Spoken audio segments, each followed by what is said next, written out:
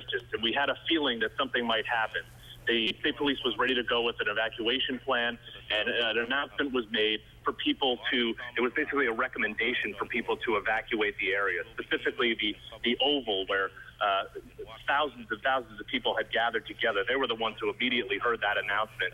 They were ordered to go to an area of Sturo Drive where the tunnel is, and it took them a while to get there, but then eventually well over 1,000 people were inside that tunnel. They were singing God Bless America. They really didn't lose their spirit. I would say about 80% of the Oval stayed, though, and what happened was the lightning was getting a little bit closer, so then they took it from a recommended evacuation to get out of this area. It was never quite mandatory, is what a state trooper just told me, but nevertheless, they were going up to people saying, it's time to get out of here.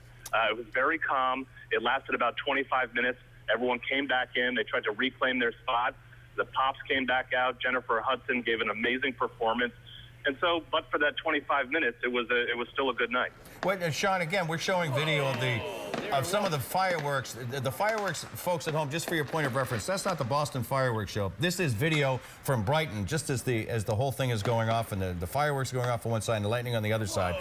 And you can hear the people reacting to it. And Sean, you can see the danger. Right. We're showing people at home pictures of what happened tonight. You said it was calm? You said it was orderly as people, whoever left calmly and orderly? It was, and you know, I think the reason for that was that the lightning was still off in the distance. You could definitely see it coming. It was threatening for sure, but there wasn't any rain, so there wasn't a mad dash to get down to the tunnel. And I'll give you kind of a story to help you to understand why some people were hesitant to leave. One of the troopers went up to a woman in the front row here at the Oval, and he said, ma'am, it's time to get out of here. And she turned to the trooper and said, listen, I've been waiting 31 years to get to the front row. That kid back there is going to steal my spot if I leave. I'm not going anywhere until that lightning is right on top of us, or unless you guys make it mandatory. Wow. So they never exactly made it mandatory.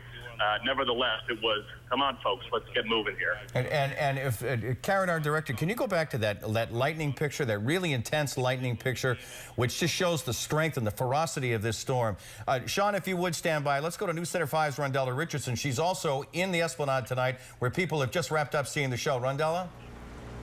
We are on Arlington Street.